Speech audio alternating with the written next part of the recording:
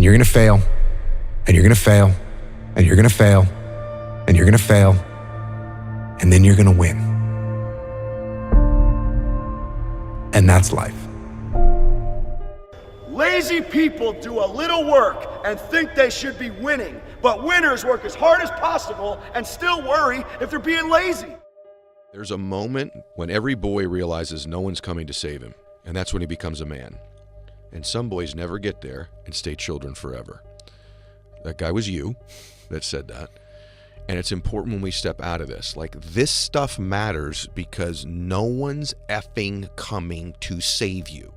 Is that hard times create hard men.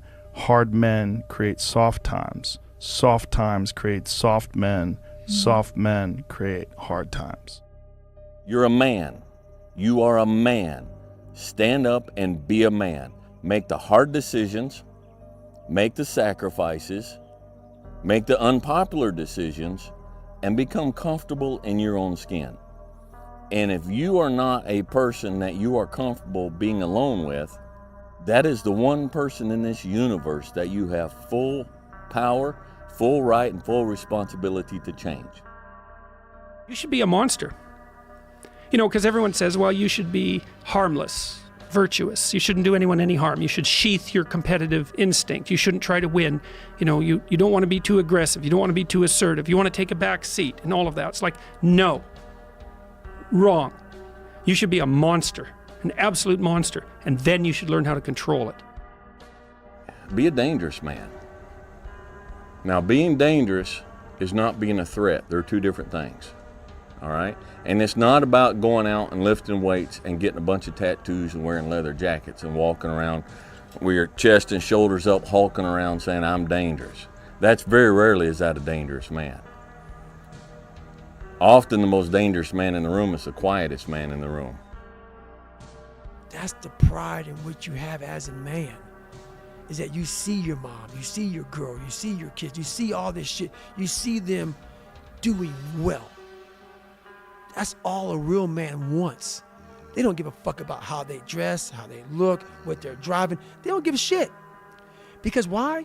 Your trophies are your family, and they're all walking around. Every man that sees you, they see you walking in with some sweatpants and shit, but they know your family's fucking balling because you put the fucking time in, you put the effort in, you put the work in. And as a man, we don't want none of that shit. We just want fucking respect. And that's what men don't give a fuck about now. But the one thing I want is for my family to look at me and say, that's the man, right there. And men don't fucking have that. They don't know what that feels like. So until you know what that feels like, you're never gonna seek that feeling of when things are bad, my family looks to me. As they should. As they should. That's your job.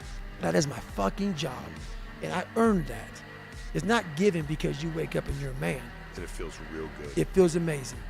When anything goes wrong in my family, if there's a flat tire, they don't call fucking AAA. They call David fucking Goggins. Mom's got a problem? David. My mom's sick? David. She don't call the fucking doctors, David. Anybody, they call David. And that's earned. That's a good feeling. And I would challenge men to try that. Try that.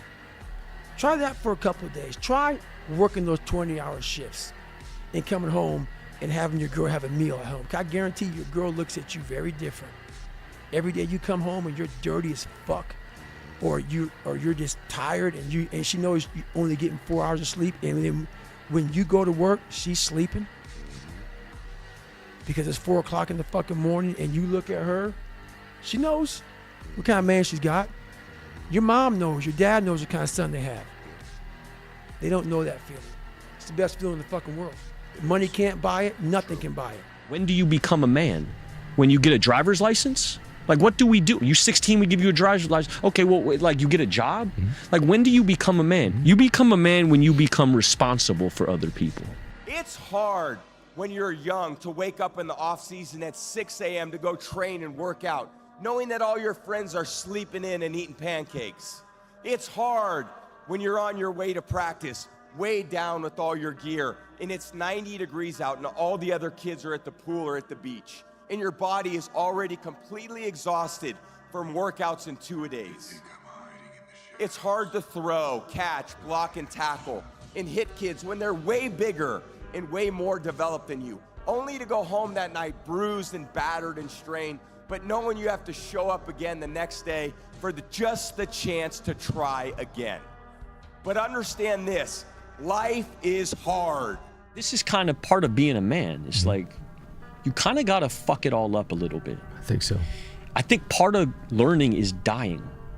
I think part of learning is you got to die a little bit. Because what is learning? Learning is me giving up on my old shit, my old ideas. Those ideas have to die for me to be open to some new shit. And so me learning how to be a better man, I had to die a little bit.